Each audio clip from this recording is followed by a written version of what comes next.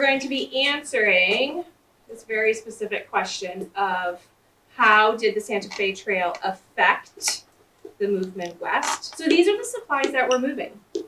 So they're moving, eventually became Santa Fe, New Mexico. We are thinking of it though as what? Mexico. Is it Mexico or New Mexico? Mexico. So it's on here, Santa Fe, New Mexico. It continued to be a trade route, but at this time that we're going to look at it, and then by the end it's going to shift, it's going to be as Mexico. Are we clear on that? Yes. Okay. So from west to east, so that's from Santa Fe to Independence, Missouri, they traded what? Silver coins.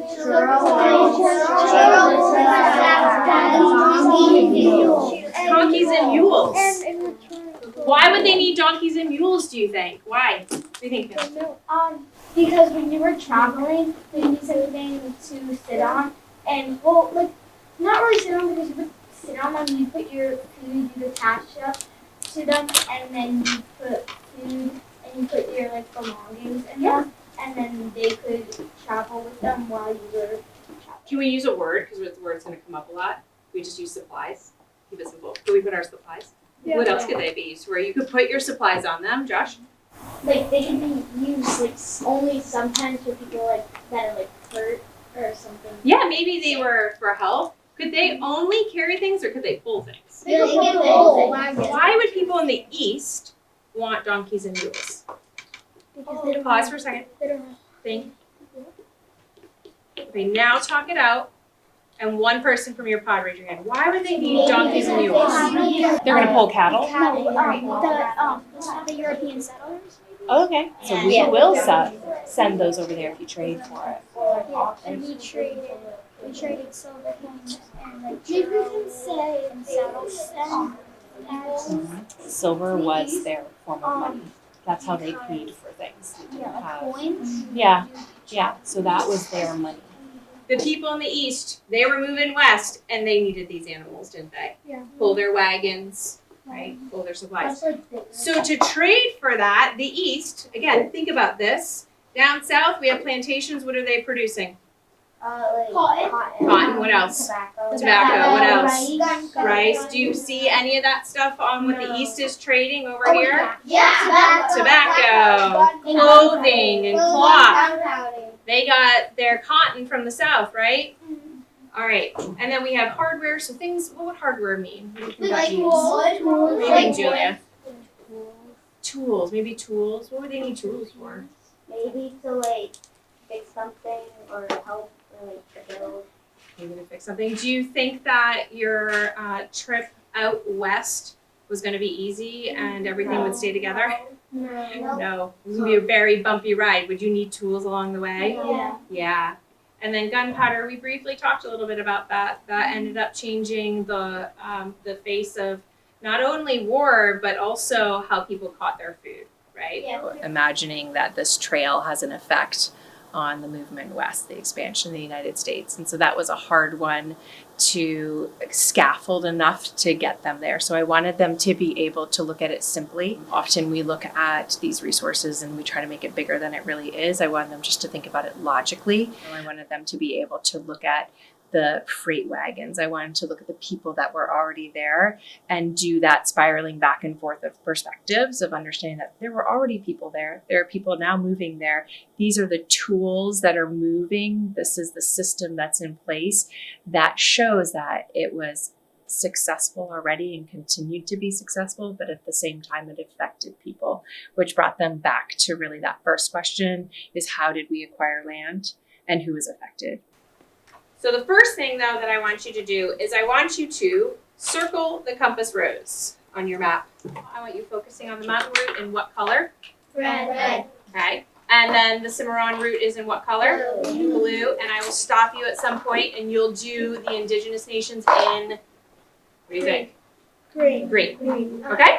All right, go ahead. Yeah, there was a lot of small group discussion, and I was really excited because I was hearing the vocabulary from the previous lesson, which was a hard one. They were asked to analyze a painting, and that was hard. It's their first real analysis of an actual real painting on a really big topic, manifest destiny. So there was a lot of language in there. So it was nice to hear destiny show up. I got very excited about that. That allowed me then to say, oh, I'm hearing vocabulary from yesterday's lesson. And that's the northern side. Okay, so if I'm starting at Fort Dodge, am I going to go this way or am I going to go this way?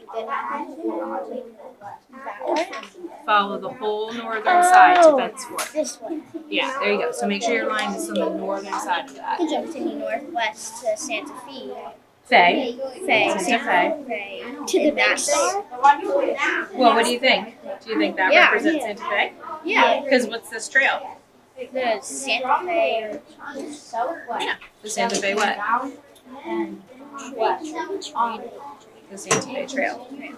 So you need that now to your right, to land right at Santa Fe. Great.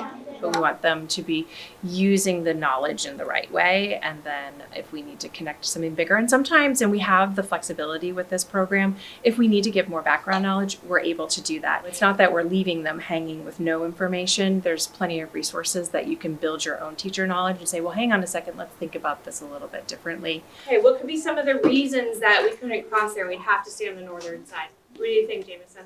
Maybe like the water was too deep and their horses or like their animals can't fit. Yeah, maybe it was too deep. Ever been through a really flowing river too, a deep river? Yeah. It's hard, right? It's slippery. I think it's going to be easy. What do you think, Zach? Maybe there's an indigenous nation on the other side, or it was like a dangerous area. Maybe it just was an unsafe spot. Maybe we know we're not going to get along over there. We can't cross that side. That's a great reason. So all of these locations, remember, they're purposeful. There was a reason for this. There's a reason the map was drawn the way it was drawn. Did they have boundaries of the places that they lived in? No. Did our indigenous people have boundaries? Oh, no. No, right? They overlap. They share the caretaking of that land and the living on that land. So I'd like you to find the Comanche. I'm going to bring around maps for you guys to make it a little bit easier to copy. What do you think?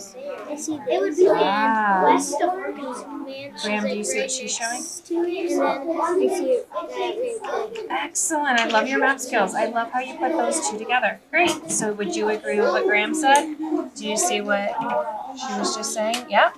And so she's saying it's south of that. Hey, good job. So it's kind of in this area here, right? Takes up the space just north and south of that. Take some of that too, sweetheart, right? Can you put it on your map now? So the space here between the Cimarron, right?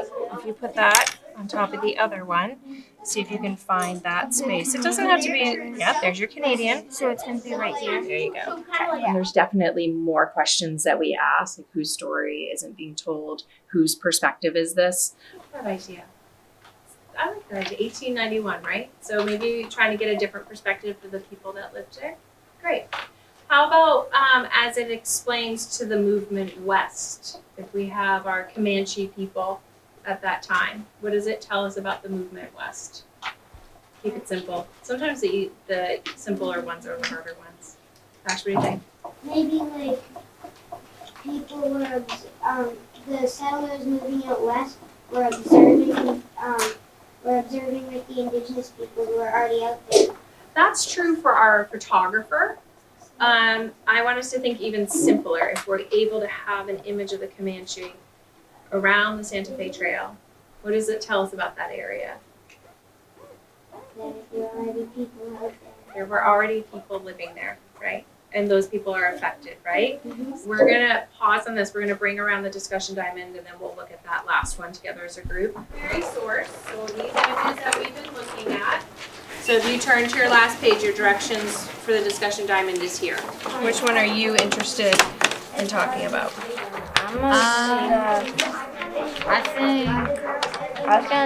I'll do this one. Okay. You want to do the one about immigrant? Yeah. Okay.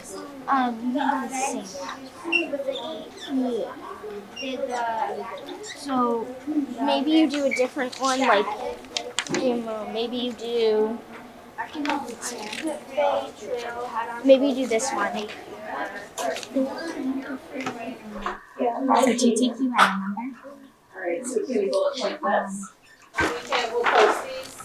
Maybe we'll have you guys share with the group. Can you just, when you're reading, just add that? that hasn't been used. Yeah. So people are moving west, and then are there already people there then? Yeah, we're moving west. People are moving west with their supplies. All right, so we have a couple groups that completely finished and had a chance to share. What was happening? People are moving west. People were moving west. What else? What else? And we haven't heard from Avery. Like the businesses who sell supplies, like say Yeah, I love. There's businesses selling those supplies. All right, Clara, last one. already indigenous people. I love that we're ending on that because at the end of the day, we have to remember that there were already what here? They're already in the Indigenous people were already very successfully living on the land. Yeah, the kids love the discussion diamond. They like to use it even in reading groups, and teachers in our grade like to use it. They're very excited about the discussion diamond. It's great because it lets the kids use their own language. It forces them actually to put things into their own words. We like to put it on a big anchor chart. That way we can reuse it, but it gives them more space. They're then given their own space to come up with their own ideas first, which is really nice. It gives them an opportunity to think about it, and then to talk, to do the synthesis together. So it's almost like that concrete, written down, own ideas. They have the opportunity to talk about their ideas once it's down, and you'll see they'll revise it. So they never just stick with what they first put down, especially about a topic that could be a little bit harder. Maybe you don't fully understand, but then to hear what your peers are saying and be able to build together, then they can all feel that they contributed to this answer successfully, and they'll all walk away with new knowledge.